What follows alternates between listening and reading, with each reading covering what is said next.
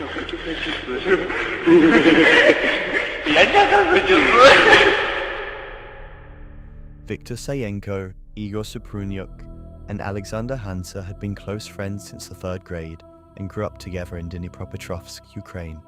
They came from stable, comfortable families and had no history of serious trouble that anyone around them was aware of. But for years before the summer of 2007, the three had been engaged in behavior that made the direction they were heading entirely predictable in hindsight. They had a documented history of torturing animals, filming it, and keeping the recordings.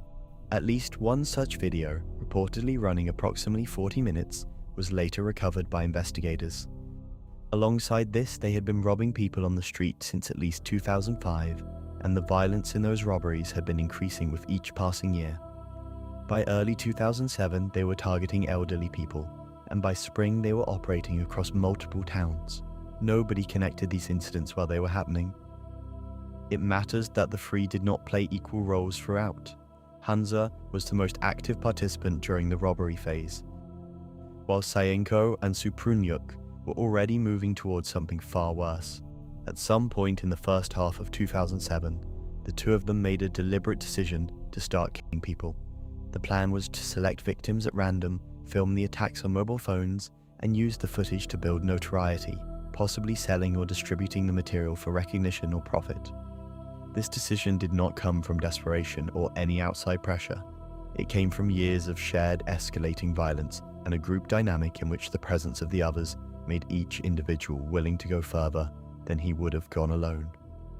On the night of June 24, 2007, the killing began. Over the following 3 weeks, Sayenko and Suprunyuk moved through Dnipropetrovsk and several surrounding towns, choosing victims purely based on who was alone and reachable at any given moment.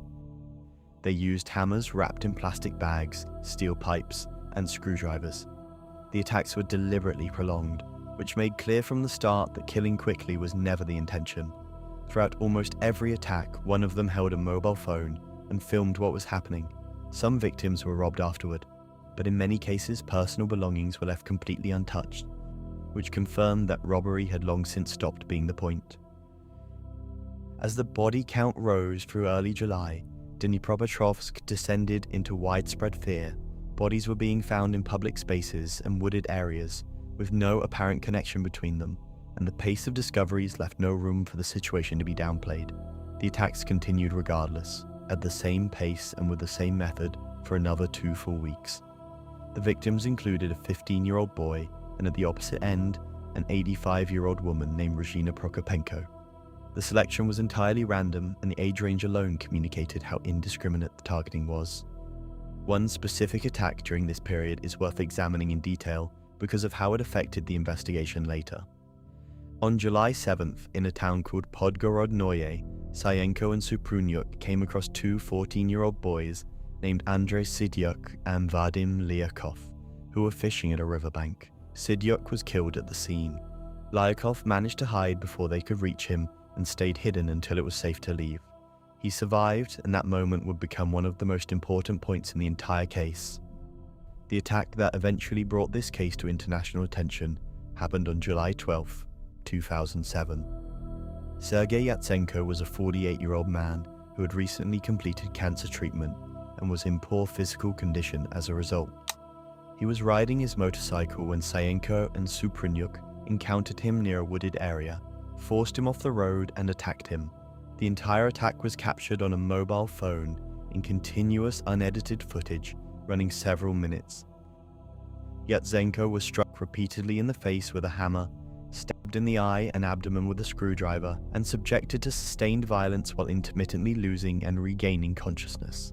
At one point during the recording, one of the perpetrators turns toward the camera and smiles. When it was over, they posed with the body, gestured at the camera, cleaned themselves up, and left.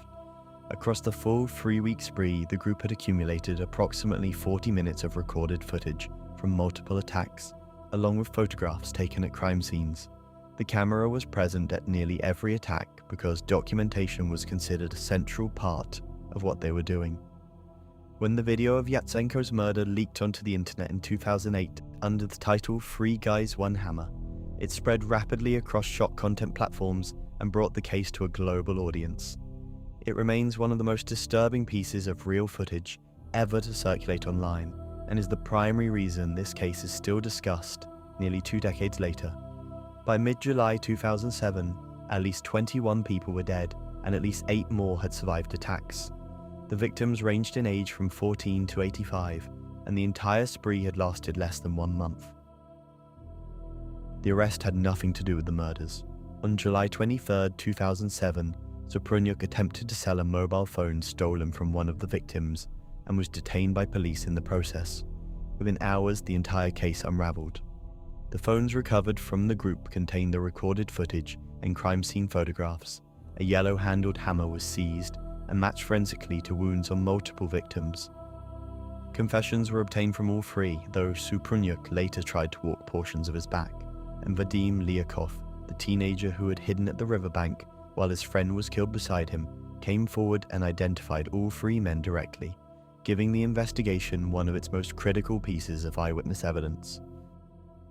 The trial ran through 2008 and concluded on February 11, 2009.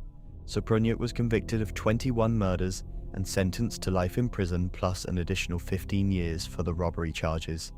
Sayenko was convicted of 18 murders and received the same combined sentence. Hansa, whose involvement had been limited entirely to the robbery phase with no participation in any of the killings, was convicted of robbery and received 9 years. The parents of Sayenko and Suprunyuk maintained throughout the trial that their sons were innocent, a position that the evidence made completely unsustainable.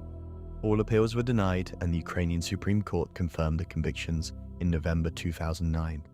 Neither Sayenko nor Suprunyuk showed any remorse at any point during the proceedings. The consequences of the case extended beyond the sentences. The national media coverage and the circulation of the footage online directly inspired a separate group of young men in the same region who went on to carry out similar attacks. This group became known as the Academy Maniacs, and the connection between their crimes and the Dnipropetrovsk case was clear enough that investigators treated the footage as a contributing factor in the copycat violence. Hansa served his full 9-year sentence and was released around 2018 or 2019. He is since reportedly married, has children, and lives privately. Sayenko and Suprunyuk remained in Ukrainian prisons, serving life sentences as of the most recent confirmed reporting. In 2024, claims appeared through Russian state media alleging that both men had been conscripted into the Ukrainian military during the ongoing war with Russia and had subsequently escaped with weapons. No independent source has verified any part of these claims, and they are widely regarded as disinformation. Sayenko and Suprunyuk were 19 years old when they carried out 21 murders in under a month. They filmed the attacks because they wanted a record of what they had done and an audience for it. The footage still circulates. The notoriety they planned for is exactly what they received.